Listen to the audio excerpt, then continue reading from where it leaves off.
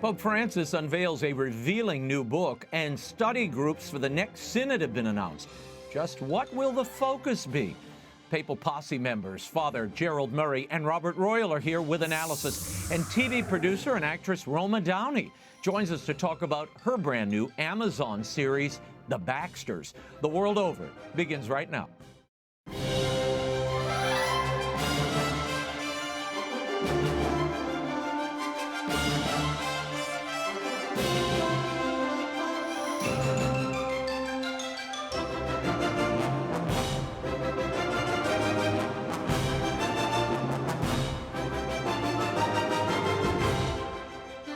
Now, Raymond Arroyo. A warm welcome to all of you joining us in the United States and the world over. If you'd like to comment on tonight's show, send me an X post. I'm at Raymond Arroyo. Lots to cover tonight. I want to dive right into Pope Francis's new autobiography. It's called Life, My Story Through History. It was released this week, and in it, Francis recounts significant moments of his life in the context of historic events of the past 8 decades. At the same time, the Vatican office on the Synod announced the creation of 10 new so-called study groups to further explore subjects addressed in the last Synod. What might those be? Joining me with analysis is the Papal Posse, editor-in-chief of thecatholicthing.org, Robert Royal, and canon lawyer and priest of the Archdiocese of New York, Father Gerald Murray. Gents, thanks for being here. I want to start with the new book Pope Francis released this week, Life, My Story Through History. It's sort of tea with Francis, where his thoughts drift from this to that topic, and it was written with Vatican journalist Fabio Marchese Ragogna. Now, throughout, Francis relates stories from his own life with a running commentary of history over the past 80 years or so. Bob, before we get into specifics of the book, and I will, what are your impressions of this project, and why do you think it was written and released now? Well, look, I don't have any special insight into the people who decided to do this or the Pope's own psychology, but it's clearly an attempt, and you see that in that title, My Life Through History. It's clearly an attempt to try to link the entire length of his life to some very significant things that happened, like World War II, the Holocaust, the atom bombs dropped on Japan, etc., and to draw out of those some reasons why he's come to certain conclusions about various things that have happened in the world. So it's not really an autobiography. It's really a kind of a novelistic setting of context. I mean, the collaborator says, I'm setting a little bit of context so that he can then talk. So that he'll talk about the early life of the family of the Bergoglio family in Argentina, and then how certain things impacted, and then the Pope will go on for a couple of pages drawing on that. But it's kind of a programmed way to insert his life in relationship to some of the bigger things that happened in the 20th and then even into the 21st century, which I think just is a way to try to show that he's somehow engaged, even if somewhat distantly, because he was not a front and center active participant in history. You know, with Benedict, you had, the World War II setting as a child, and he was there, and he was in the middle of the rise of the Nazis and escaping and all of that. With John Paul II, you had the drama of Poland and in the hidden seminary, and then, of course, his whole role in Vatican II. Here, Father Jerry, a lot of the memories are, I recall watching 9/11 on the screen, or there was the taking over of, some military base on the screen. So he basically watched these events on TV like the rest of us. Yes, and that's really what we're getting in this book, his reaction to the things that went on in the 20th century. One of the more interesting parts of the book, though, Raymond, that I find is he reveals influences on him in his life. And he says something rather stunning. He talks about a professor that he worked with in a lab named Esther Ballesteros, and he said, she taught me how to think. Now, the interesting thing is she was a communist. She was a convinced communist. She was an atheist. She rejected Christianity. Yeah, she was a nice person, and she got along well with her student. But, in the book, if he says a communist taught me how to think, Well, that would explain some of the economic analysis that he does in the book, which is rather naive. He has a statement about the 2008 financial crisis in the United States, and he says, friends of mine came back from New York to Argentina and told me that they saw chief executive officers on bread lines. And you say to yourself, this is exaggerated. That didn't happen. I was around in 2008. It was bad. There was a lot of money lost. But there was no mass immiseration of the population, and CEOs weren't out on the streets. So there's sort of a Marxist, communistic analysis of free market economy, and now it's more understandable if he learned this at the hands of a communist professor. Father, the Pope manages to weigh in on many current and controversial issues facing the Church and being discussed in the Synod on Synodality, which is upcoming later this year. Of homosexuality and same-sex marriage and blessings, he writes the following in this book. I imagine a mother church who embraces and welcomes everyone, even those who feel they are in the wrong and have been judged by us in the past. I think, for example, of homosexuals and transsexuals who seek the Lord but are rejected and persecuted. Many have spoken of fiducia supplicans, the statement from the dicastery for the doctrine of the faith on the blessing of couples in irregular situations. I just want to say that God loves everyone, especially sinners. This does not mean the Church is in favor of same-sex marriage. We do not have the power to change the sacraments created by the Lord. Marriage is one of the 7 sacraments and provides only for the union of a man and woman. Leave well enough alone. That was from page 218 and 219 of the book. Father Jerry, according to the Pope and many proponents of fiducia, nothing has changed. Your reaction? Well, this is not good. The issue here is he's saying that same-sex couples should be blessed. He also says the state should give them civil protections equal to what married couples have. And my big question here is, Holy Father, the issue is not, are you approving of same-sex marriage, which of course you're not, because that's impossible, but are you approving of people in same-sex relationships committing sexual sins with each other?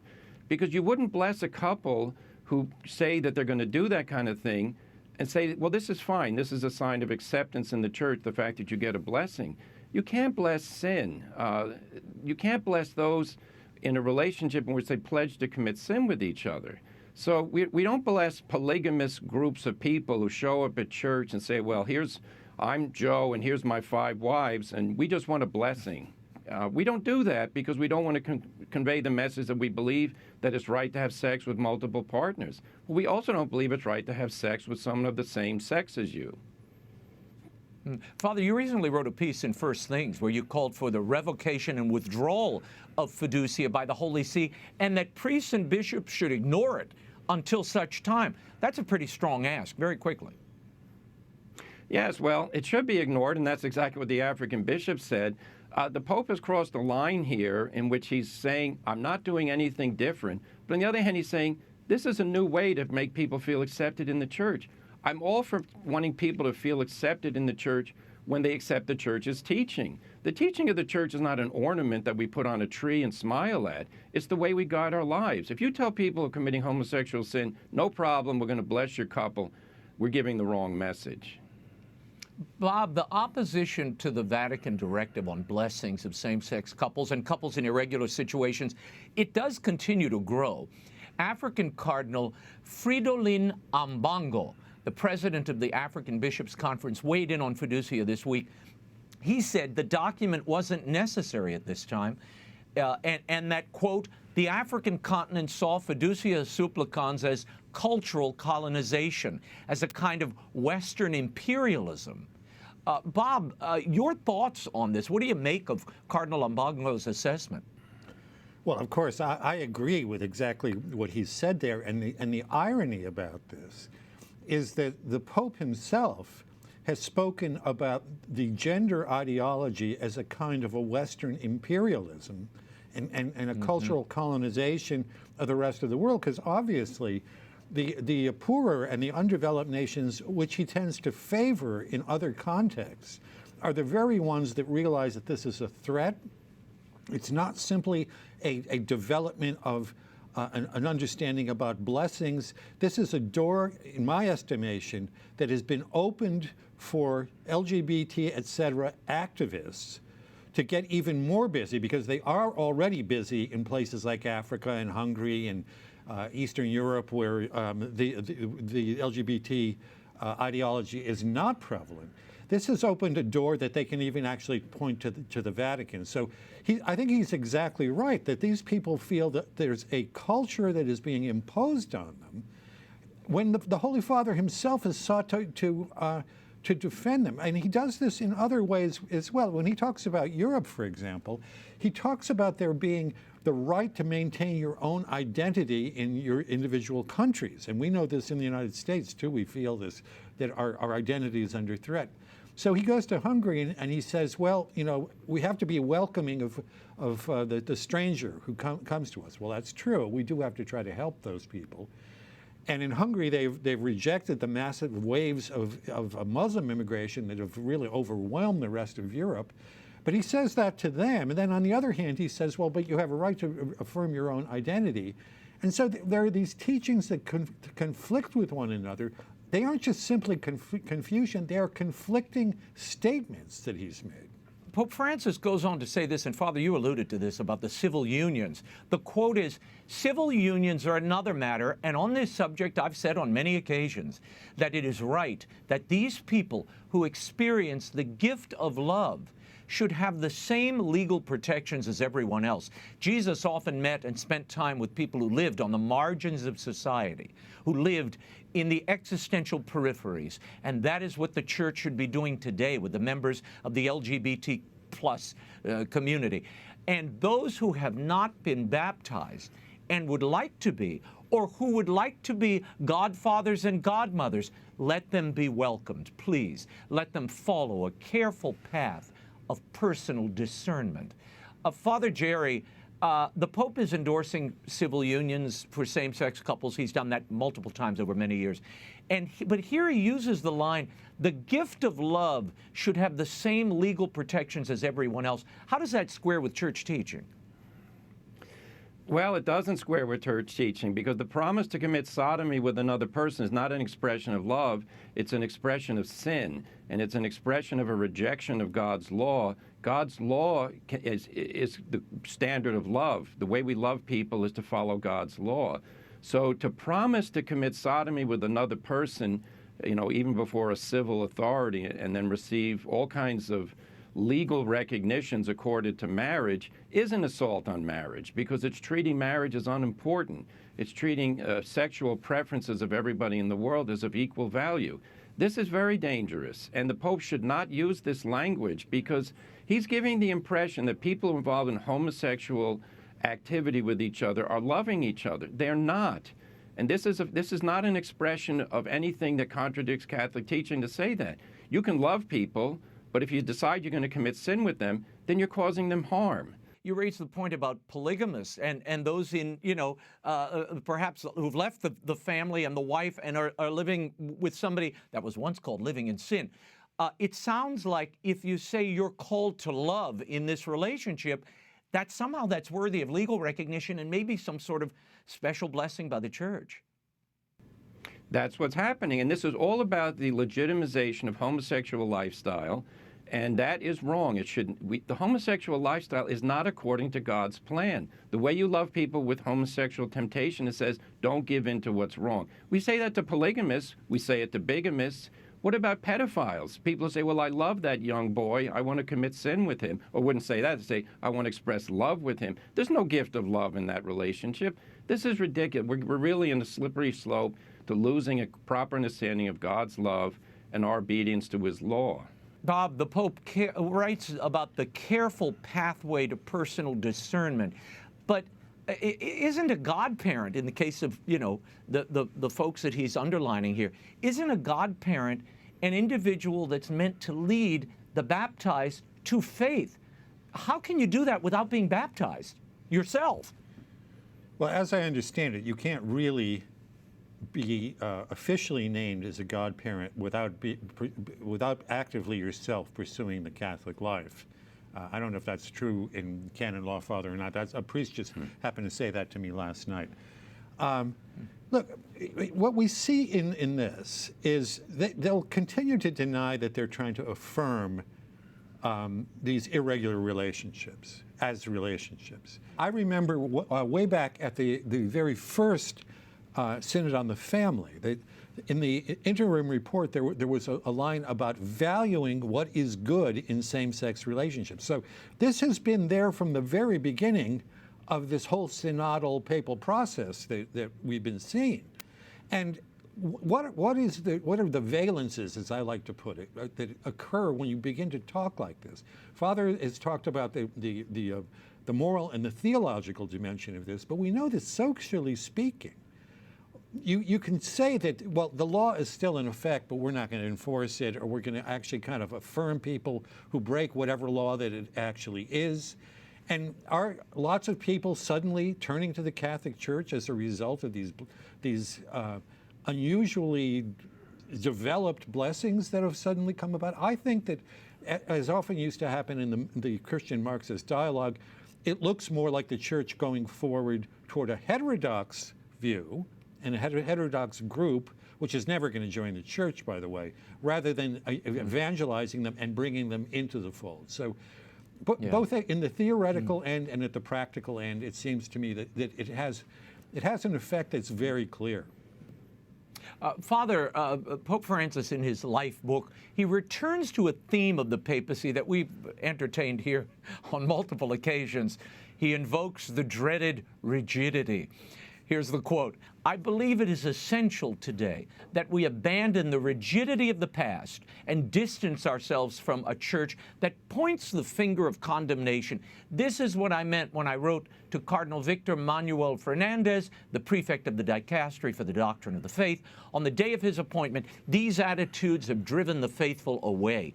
It is therefore important to preserve and promote the faith by placing ourselves close to the people, leaving our embroidery, frills, and lace cuffs in the closet, and concentrating instead on the Christian message of compassion and closeness." Now, Father Jerry, after Guardians of the Tradition and now this, it's quite clear Pope Francis has a strong distaste, I think, for traditional Catholics, traditional Catholicism. Why do you think he continues down this path? That's a good question. Only he can answer it. What we can do is react to his public statements. And I'll certainly say this rigidity theme, this goes back to the 1970s. This was a cudgel used to attack people who wanted to say Vatican II did not represent a revolution. There was continuity in the life of the Church. The last two pontificates spent their whole effort trying to show that. And now the Pope is resurrecting this idea, well, if you like anything before Vatican II, you're rigid, meaning that you're incapable of advancing in life. It's a caricature. And as regards condemnation, tell the people who just got thrown out of their Latin Mass at their cathedral or parish, are they being condemned? Absolutely. They're being told that they can no longer go to this Mass. They're told they have to go to the new Mass. They have to get rid of it. You know, he uses these caricatures of, vestments and the like. Please, Holy Father, the goal of all Latin Mass Catholics who are enjoying Summorum Pontificum was to live peacefully in the Church in union with the Holy Father, but you've turned them out of their parishes. If that's not a condemnation, I don't know what is. Bob, I think even moderate to liberal Catholics, those I know, they feel some discomfort with this assault, which is, I think what you have to call it, launched against traditional Catholic practice and piety. And the Latin Mass is a piece of that. And look, I think that cuts across ideological persuasions, by the way. Love of these devotions, love of the sacraments, love of these pious ways of life and rituals. This is what binds people and brings their faith to life for them. Why alienate a huge part of the flock who just want to worship in a traditional or ancient way?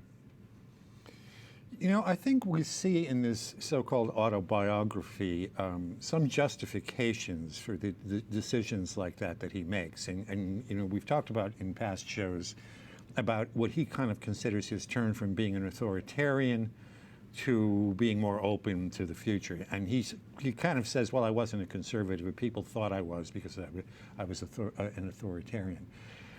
The unfortunate element here, and I too detect in more moderate and even slightly liberal people, that they kind of want to live and let live. They like, when you put on the lace cuffs on we're going to have Easter in a few weeks, and they love it when we put the dog on, and it's a kind of a wonderful celebration.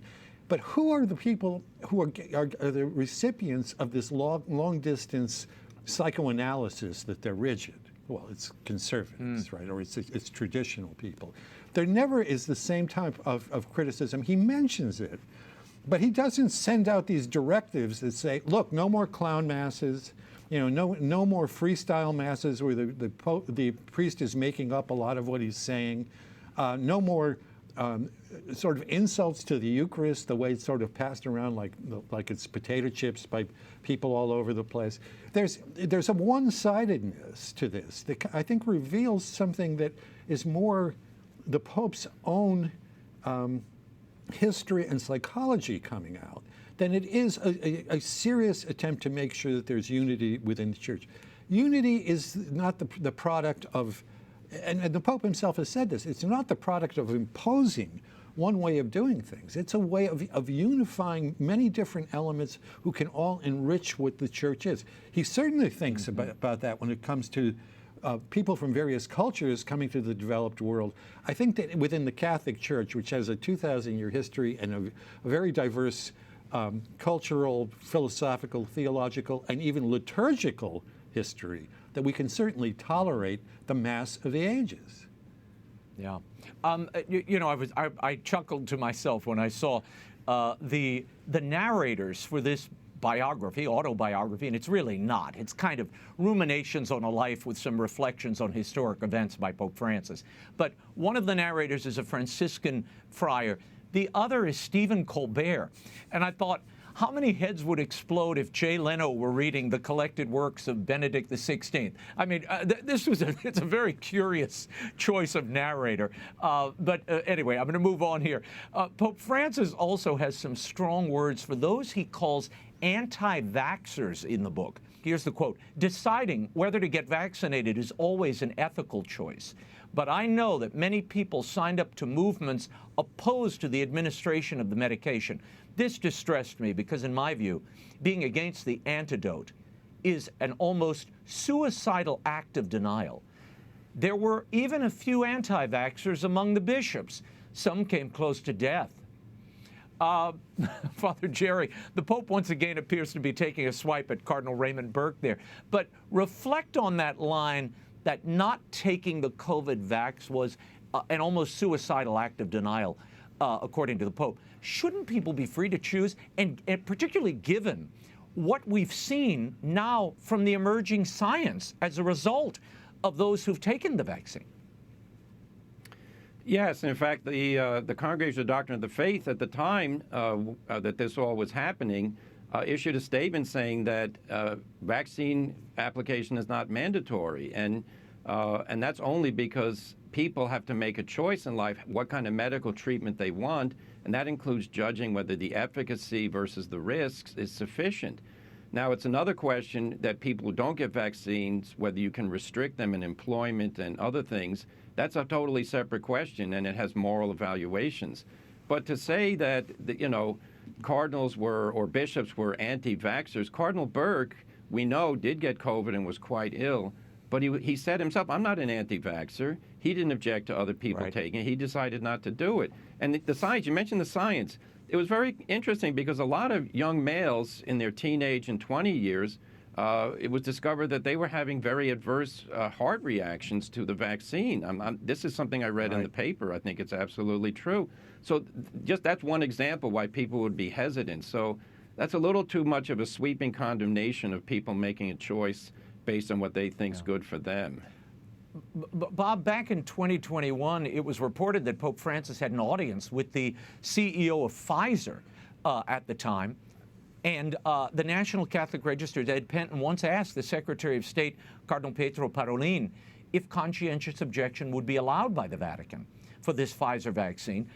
Are you surprised by the lack of retrospection, given the science that Father just discussed, the myocarditis, the suppression of immunity that emerged in that Israeli study? I mean, there are serious side effects of this COVID vaccine, and most of all, the effectiveness of it to ward off acquiring the virus or communicating it have now been shown to not be all that great. Yeah, I think that in this case, as in the case of his commitment to climate, there seems to be this kind of a radical assumption that we know the solutions of how to do this. And, the troubling effects of the virus have not been recognized either by the medical community or by people like the Pope up until this point. But look, I cut a little bit of slack to people when there are these circumstances that we don't know exactly what we're doing. And that's why we should have various opinions that are actually presented in public as well as debated after the fact among the science. And to put that out there, I think, is to kind of say that there was only one way to do this, and we know even on the basis of the science that there wasn't, that it did some good for some people, it did some harm to some people, and it really isn't the place of a pontiff to step in and say, he says that this is to deny the cure. We don't know, and we're still figuring out how much of a cure it was and how much it wasn't. I wanted to spend a moment talking about the revelation here. Pope Francis reveals that he was engaged at one point, but I guess it's an interesting curiosity. I don't know if it leads to very much. He said he was engaged to a woman in the world of cinema. Makes you sound like he was engaged to, Sophia Loren or something. But I'd like to know who the woman is, But I guess we'll leave that to another day. Moving on, other big news of the week. The Vatican announced the creation of 10 study groups pertaining to topics raised at the Synod on Synodality last October. Now, some of the Synod's most controversial topics, such as the ordination of women to the diaconate or priesthood, will be taken up, again, by these study groups. Father Jerry, the work of these groups will extend beyond October 2024, at least through June of 2025. Is this going to be a never-ending synodal process? This sounds like an insurance of certain ends, if you will. Well, when I heard this announcement, I said, essentially, synodality is dead, and the Synod Assembly coming up in October is going to be a gathering of spectators. Because what's happened is the process leading up to the first assembly involved broad discussions all over the world of topics that were suggested, brought to the Synod Committee in Rome, and then they produced this very long schema that was discussed for a month in Rome, and all those topics were there. They produced, the Synod people produced a final report or an interim report that was voted on and approved. Now we're hearing all those topics, with one exception, are now going to be committed to 10 study groups, and those study groups will not have reports ready for the Synod to consider in October. So they are going to report on the progress that they're doing, but essentially anybody who's in the Synod Assembly there's only one topic they can discuss: how to be a synodal church in mission, which is so vague. I don't know what they can spend 4 weeks talking about. I mean, an analogy would be, if you run a baseball team, how do we play baseball and make it interesting? Well, you play baseball and make it interesting. That's all. The idea that that all the important topics, women, deacons, things about homosexuality, the environment, the priesthood, married clergy, all of those now are not going to be discussed by the Synod Committee for any final vote in October. So I think what you said in the question is true. The Synod people are now withdrawing from general consideration the things that they want to push. And now these picked committees, it would have been nice, for instance, they said, well, the Synod's going to vote on who the committee members are. No, this is going to be an inside selection group. So if I were a member of the upcoming Synodal Assembly, I would bring some reading material along, because there's not going to be a lot to talk about. And I'd like to ask the question, how is it synodal to withdraw from the consideration of the Synod the things that the Synod prepared? It makes no sense. Yeah, no, and I mean, some of these topics, the appointments of bishops, Bob, engaging the Eastern Church, these are pretty major topics. They're just delegating to this unnamed study group that I'm sure they already have names attached to. But speaking of permanence, the General Secretariat of the Synod announced it will create a permanent forum on synodality in the church. Does this mean we are going to see an ever-creeping revolution of established doctrine?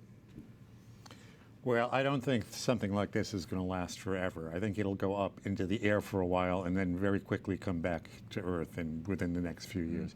The thing that I was curious about in these 10 things that are being, assigned to these committees, kind of kicked down the can kicked down the road, is some of them are so obvious that you say to yourself, what were we doing for the previous 5.5 years? Because it's basically been 5.5 years that the church has announced that it's going to study synodal things. The first 3 of the 10 that were announced by the Vatican News is to examine the relationship with the Eastern Church, as you just mentioned. Well, after Fiducia Supplicans, we know that that's going to be a very difficult conversation, and also all the ecumenical stuff has now become more complicated. The second point is listening to the cry of the poor. Have we not thought about the poor before? It beggars belief to think that this has to be assigned to some special committee in the Roman Catholic Church after 2,000 years of its existence. There is some stuff about the digital environment, which I suppose is okay. And then there's at the end, after this gobbledygook about bishops and making the church synodal at every level, the reception of the fruits of the ecumenical journey and ecclesial practices. I just don't know what to make of this. I mean, do you set these things up forever?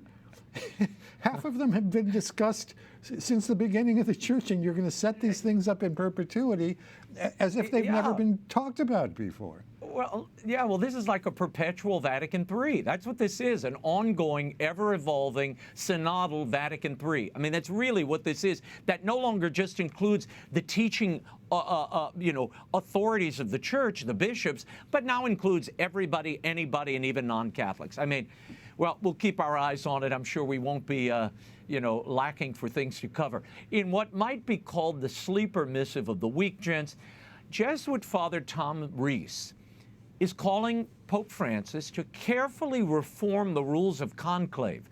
He writes, before he retires or dies, Pope Francis needs to reform the process for choosing his successor, because the current rules could result in a conclave deadlocked between a conservative and a liberal candidate. The process for choosing a pope is not divinely inspired. It is a human creation that has changed over time and can change again. Father Jerry, Rees wants Pope Francis to return the conclave rules to the 2/3 vote requirement, not a simple majority, with no limit on the number of ballots in order to eliminate the possibility of a deadlock. Is that necessary? I don't think it's necessary. And I think the goal here is what we've heard rumors of previous to this latest article, which is that they want to have non-cardinals in there influencing, if not voting, with the cardinals. So that's a goal. I mean, and look, in the synodal church, suddenly the synod of bishops becomes the synod of bishops plus everybody else. So if that's the goal, to have a conclave with everybody else involved, no, that would be a big mistake. Now, why is he worried about the outcome? Let the cardinals, in their wisdom, pray and influence each other and decide. As a journalist, Father Rees can write and try to influence from the outside, but changing the rules at this point based on his presumption that he doesn't want a conservative to be in a deadlock, which is obviously means he doesn't want a conservative to even win, this is not a fruitful discussion. Yeah, Bob, very quickly, why do you think this is so important to him? I mean, in full candor, just for everybody watching, John Paul II changed the rules of conclave pretty extensively. This is an option for Pope Francis, but what do you think is the motivation here for Tom Rees? Why is he so concerned? Well, I think he would like to see the basic lines of the Francis papacy continue. And if there is a reaction, and there's a strong reaction right at the beginning, that might be the thing that gets short-circuited. I don't think he's so much worried about a deadlock, because we've had deadlocks before and there are ways to solve deadlocks. But I think he's much more worried about a kind of an enthusiastic reaction against some of the things that have disturbed a lot of people in the church. Also this week, the Marco Rupnik scandal continues. The disgraced Jesuit artist charged with sexual abuse has reemerged again, this time on the official Vatican News website. It featured artwork by Rupnik on the Solemnity of St. Joseph, of all things. Father, they just can't seem to quit Marco Rupnik. Why? That's a wonderful question, and it's pathetic and disgusting that his artwork is still being displayed in Vatican sites, given the fact that he, number one, was convicted of having violated the rules on confession. He was thrown out of the Jesuits. He's now under investigation for these horrible crimes, which have been, yes, I mean, he's done horrible things, and yet here he is, his artwork is still being displayed. I can't imagine that if he were a Nazi, that his artwork would be displayed once that was revealed. So this shows a certain lack of rigor in executing the church's law and then being careful to not offend the sensibilities of those that this man has hurt. It's unbelievable. So tone deaf. I wish we had more time to talk about this because it's just enraging, even seeing that childlike mosaic scroll that he creates. Bob, it was just announced today that after a public pressure campaign, the Pope has finally laicized a Belgian bishop. He is a notorious retired bishop who abused not one but two of his nephews while a priest, and then once he ascended to the bishopric. The defrocking comes after the bishops of Belgium petitioned the Pope for years to do this. How much of this action is related to the Pope's trip to Belgium in a few months, Bob?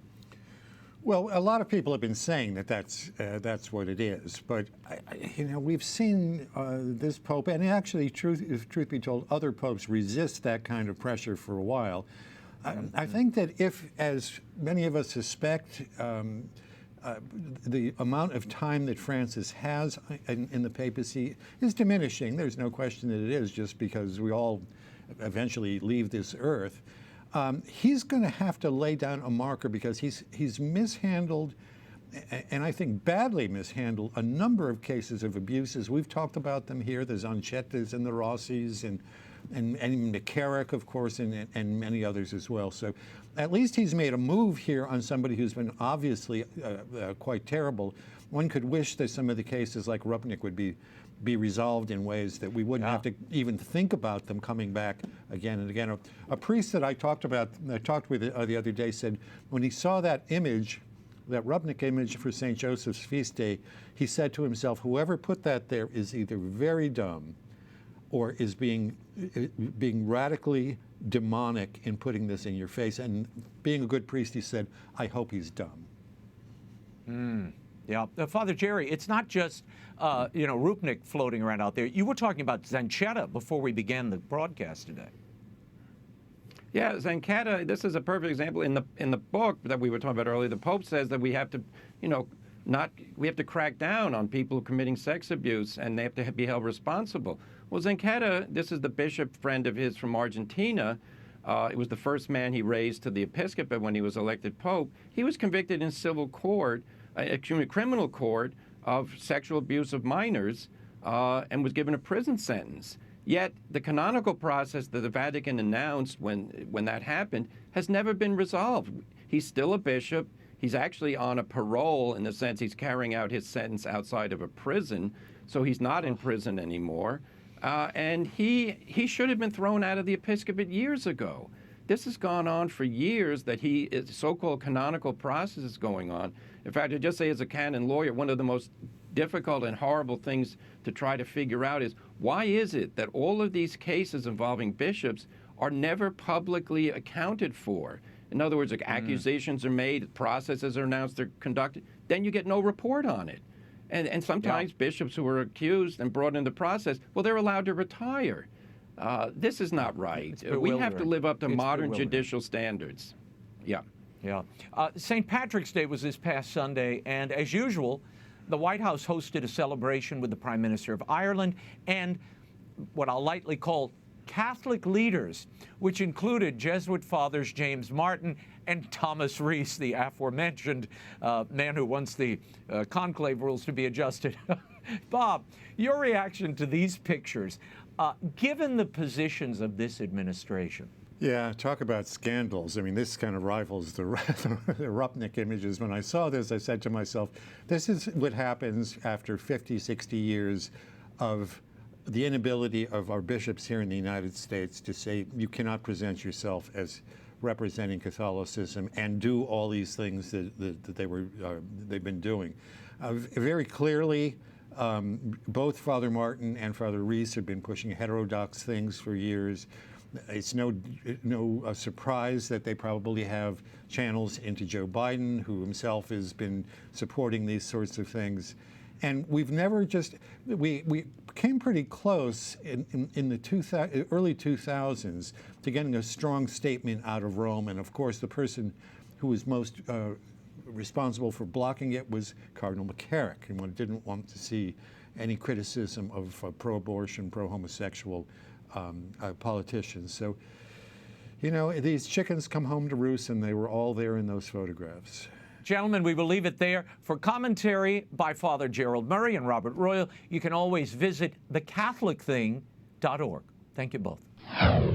In this week's installment of Priests Do the Darndest Things, I received a picture of a trio of Virginia priests who went to see the Cabrini movie, but they snuck someone else in, Mother Cabrini. They smuggled in a relic of the saint, and I doubt they bought her a ticket. We see you, Fathers Lundberg and Fasano. My next guest is an Emmy-nominated actress and producer. She's about to star in her first regular series role since Touched by an Angel ended in 2003. The new show is called The BAXTERS. It's a family drama based on the best-selling novels by Karen Kingsbury. It premieres March 28th, streaming on Amazon Prime, and I recently sat down in Los Angeles with the executive producer and star of The BAXTERS, my pal Roma Downey. Tell me, how did you first come across this series? This was a series of books, The BAXTERS. Yes, I was introduced to The BAXTERS as a fan. I had a friend who gave me one of the paperbacks, the first one, and I was on a long plane journey, and I popped the paperback in my purse and thought I'll get a sleep and then I'll do a little bit of reading. And I opened the book, and honestly, Raymond, I couldn't put the book down. I just was like, you know, it was Ravenous. a page turner. I really was. And when I was reading it, I was seeing it as visuals in my mind. There are 27, I think, of these books in this series, this beloved family series by New York Times best-selling author Karen Kingsbury. Yeah. And so I decided that I would just call her up and ask her if I could option the book rights. I didn't know her. I knew of her. Yeah. She didn't know me, but she knew of me. Yeah. And so I made the phone call, and she said, "This is extraordinary, and let me tell you why. My father, before he passed," she said, told her that he thought it should be a television series also. And he said, "You know, you should reach out to that young woman from Touched by an Angel."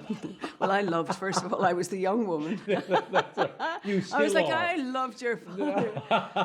But Karen said to me, "Isn't that amazing that you know, it's sort of serendipitous?" And we just felt that the God moment in it, and we felt that it was a blessing, that it was meant to be.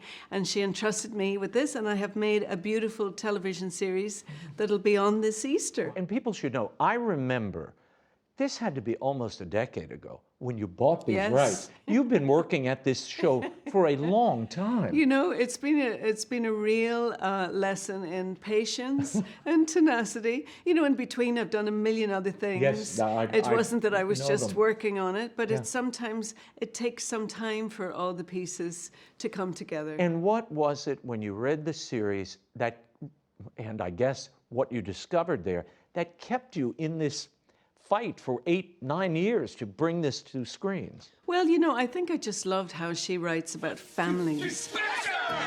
And it's a family of faith. They're not perfect people. They have problems, many problems, just like the rest of us. But we see a family that maybe don't always like each other. They don't like each other's choices. They don't like each other's behaviors. But they always love each other, and they help each other rise. And at the center of it is the mom and the dad, and I play the mother. Yeah, the matriarch of the Baxter clan. Elizabeth Baxter, and Ted McGinley is wonderful as my husband, John Baxter. I don't think we often see, Raymond, a loving and committed marriage modeled on TV. And so this couple are at the center of this story. Their family around them, they have 5 grown children. There's issues like most families have. It's messy, like most families are. And life, it's and messy. life is hard. And but I just love the family dynamic. Was there any trepidation of taking on this beloved Baxter series because you got 26 million copies floating out there, and therefore, whatever, 52 million eyeballs who want this to be a certain way and have envisioned it in their heads a certain way? No, that's right. I'm sure when the first photograph was released, you had fans all over the country going, I never thought she was going to look like that. We worked very closely with Karen Kingsbury. I am such a fan of hers. I have such admiration for her work, and she was a tremendous partner because she consulted on this. She was available to me at all times if we had to make some kind of a plot change to adapt it to the screen. Because on the page she can write any number of things. I had a limit of a budget and a period of time the episodes were going to be, etc. But she was always available to say, no, that would be okay. Because I think it's important that we stuck true to the essence of the story and the world that she has so lovingly created. The fans of this Baxter series are very, very loyal and very, very noisy. And, when... Have you heard from them yet? Yes, I've been hearing from them. My social feed is filled with comments. Mostly they're just super excited. They've been waiting for this for a long time since these books were first published. And it's become a very beloved family series. And Well, there's something else beloved here, and that is, for the first time in a long time, Roma Downey is leading a television show again, since Touched by an Angel. That's right. What's the point of being an angel if I can't sing like one? What is that like? Was there any hesitation on your part? When I first optioned the books and had this dream of bringing this series to television, I did not imagine that I would step into the role at all. I've been, as you know, Raymond, we've spoken a number of times over the years with my various projects. You've always Books been and movies so and supportive. TV shows. That's right. But I've been primarily producing and really loving my work as a producer. And then in between, if I've had interest in other areas, it's been in authoring books. With a slight detour as the Virgin Mary, I might point out. That's true. That is true. I did we were another matriarch you might remember. Well, that's true, isn't it funny? And then the other big role I played in my career was that of Jackie Kennedy. That's right. So we can kind of see a through line. A through line here. But I decided that maybe it would be good for the series, and maybe it would be fun to get back in front of the camera again. I loved the character. I was going to ask you, tell me about this character. Yeah, I love her kindness, and I love her compassion, and I love her empathy, and I love also how feisty she is when she feels that any of her children are threatened, without ruining the story that's upcoming. But we're going to see a few things where, but through poor choices, people get hurt. And Elizabeth is quick to jump to the defense of her family, but she's also quick to jump into prayer. And we never get to see that on TV either. Yeah. I don't think so. No, we don't get to see. I was struck by not only how authentic the couple at the center of this, the mother and father, you and Ted, it felt very real, but the ease with which the faith was embraced, noted, but it was very natural. It didn't feel... It's not laid on. Right. It's not an extra thing. It's just inherent to the storyline. They happen to be a family of faith. Now, not all the kids are deep in their faith, and it's like a lot of our own families, right? Yeah. Maybe your mother is, and you kind of lost your way, and so on. And so we really get to see that dynamic at work. But the mom and dad, when worried, in episode 1, for instance, they're worried about their daughter, Carrie. And it's all about It is the Carrie's infidelity story, and there's an yeah. infidelity story, and they're very worried about her. I have built my whole world around you. Tim is in love with another woman. I don't know why you want to stay with him. I'm fighting for my marriage. I'm a little worried about Carrie and Tim. They don't look at each other the same way anymore.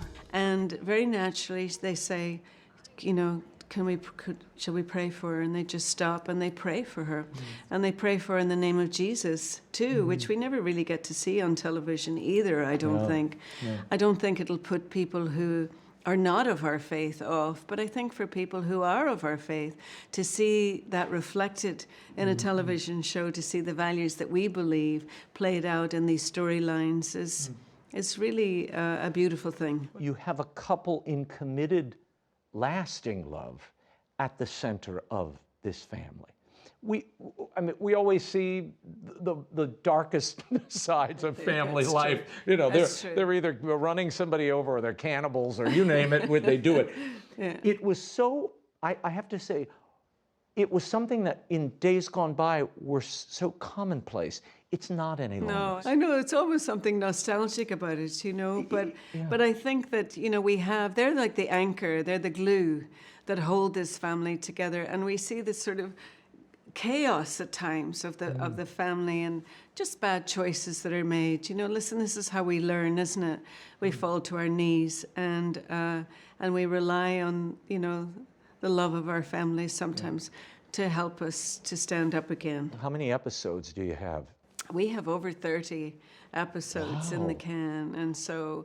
how many per season? 10 per season? Yes. Oh, boy. And the episodes are short. They're shorter than a normal series would be, and so I've been learning new language in this new era of digital and streaming television, and because they're slightly shorter episodes, I've been told they're very bingeable. They're very bingeable. And so, you know, and as we were making it, part of the goal was to create like little cliffhangers at the end of each episode because we want you to keep going. Why did you come back? To save our marriage, if that's still what you want. And there's no ask here. It's not like you have to go out to the theater and buy a ticket or anything. You just have to turn your TV on. You can curl up on the couch in the comfort of your own home with your own family. It's a multi-generational show. You could watch it with your grandmother. You could watch it with your kids, and it will start streaming on Amazon's Prime Video Easter. It comes up on Holy Thursday. What do you want families to get from the series? What are you hoping they'll take from it? Well, I think that if you were to you have to just condense what the themes, there's love, there's strength, hope is a big through line. Yeah, it's not just a soap opera. That's right, it's a hope opera.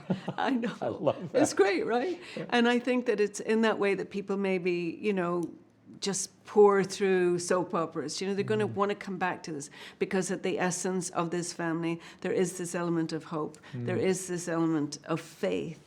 And the fact that it's coming on Easter, Raymond, I'm so grateful to Prime Video for giving me, again, the Easter time slot. You know, last year they were very generous with it, and I saw great success with my film with Dennis Quaid, On a Wing and a Prayer. And then, as you know, a number of years ago, my husband, Mark Burnett, and I came out with the Bible series and the movie Son of God. And these were all Easter hits because Easter is the greatest hope story that there ever was. It is a season of hope, a season of new beginnings. And so I really think it lends itself well that the BAXTERS will launch this Easter season. Do you like the episodic, getting back into that episodic groove, or was it hard to get back into that? It was hard, those early morning calls. And, you know, I did it for so long. I was on Touched by an Angel for almost 10 years. And you know, to carry a show like that was very hard work. Della, of course, my wonderful, beloved Della Reese, who was the lasting gift from that series for me. She was just my great mentor, my great friend, and my great mother. You know, she emotionally adopted me. I remember. If you remember, my own mother had died when I was a little girl, and Della's only daughter died when we worked together. And she said, you know, God is amazing, Roma. I always knew he brought me into your life because you needed a mother. She said, I just didn't realize he brought you into my life because I was going to need a daughter. Will you be my baby girl? And I said, yeah. And she said, then I am your mama. And she was my mother. And, you know, this mother-daughter theme is something that I'm always interested in. The mother-daughter theme plays so beautifully throughout the Baxters. Incredible guests. Yeah, and an incredible guest, Kathy Lee Gifford, my dear friend Kathy Lee, does a lovely guest role on a few episodes. And then her daughter, Cassidy Gifford, plays the girlfriend of Luke Baxter, and she's marvelous in the show. And then my own daughter, Riley Enspaw, plays Erin Baxter, a small but meaningful role. We often joke that it was such a stretch for Riley to play my daughter and such a stretch for me to play her mum. A role she's been preparing for her whole life. But it was great fun. But the actors are absolutely lovely. As a woman of faith myself, I've been committed to bringing inspirational content. This is what I've been. I've been living in this space for a very long time. You know, I feel that I'm still able to do it through entertainment. The Baxters is not a show that's going to hit you over the head with a message. It's a modern family drama, but the family happen to be a church-going family, and it's just inherent to who they are. And we rarely get to see that, and I think that's kind of the fun of it. The few early viewers that we've had some private screenings for have just loved being able to see that aspect of it, and people going to church and people gathering outside church. There's a book of yours that we miss talking about that is very personal to you, because I remember you telling me the backstory of this years ago. The Message in the Moon. A Message in the Moon. Tell people where that came from, because it's so dear. And yes. You know, I've written 3 other books in the last few years, but this was my first venture into Kidlit. To Kidlit, yes. And I worked with a wonderful illustrator, Holly Hayden, but it was based on a story really that was inspired by my own father. When I was leaving Ireland for college in England, and I was a bit anxious about going away long before we had cell phones or the ease with which we can now communicate with each other.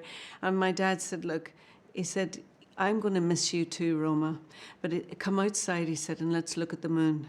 And there was a beautiful moon in the Irish sky. And he said, wherever you go in the world, it will be the same moon that's shining down on you, that's shining down on me. He said, and if you miss me, just leave a message with the moon. He said, and I'll leave you one there too. So the book I wrote is called A Message in the Moon. And I created it really to help young children who were feeling any kind of separation, anxiety, that the moon could be used as a reminder that that someone is there looking down on them and loving them. My father passed away when I was still at university, and I was a little nervous about seeing the moon, to be honest, because I thought I would just see the empty moonlight. But my father, to this day, is still leaving me messages in the moon. And it's still a great comfort to me. And it's a reminder, too, a little bit of God's love for us, you know, that we can't always see it, you know, because the moon goes through cycles or on a cloudy night. But it's always there. But it's always there. Do you feel you opened up this genre? I mean, the faith genre that we're seeing, and I don't even like that term, faith-based. Yes. I've never really liked that term. Yeah. But this, in television, in film, this place for inspirational content. Do you feel that you sort of opened up the doors to what we're seeing now? I certainly think that we've tried to pioneer our way. Mark and I, in those early days when we were making the Bible series, for instance, and everybody said we were crazy and that nobody would want to see the Bible on television. And now, as we know, over 100 million people chose to see the Bible on television. So it felt a little bit energetically like we were out there with a machete trying to hack our way through a jungle and create a path. But it's so exciting to see how many wonderful pieces of content. I'm really, really thrilled that the Baxters has come together. And, you know, I really hope that families watching will enjoy, you know, sitting down together over Easter and binging. Of course they will. Binging these episodes. Yeah, well, how can they not? I mean, again, it's so authentic, but to have you back on television leading a show, it's pretty special and fun. So thank you, Roma. Thank you. Thank you so much. Always a joy. The Baxters, produced by and starring Roma Downey, premieres March 28th on Amazon Prime. That is all the time we have for now. Until next time, we'll be scouting the world over for all that is seen and unseen. On behalf of the staff and crew of EWTN News, thank you for watching. Have a wonderful, blessed, Holy Week. I'm Raymond Arroyo. Bye now.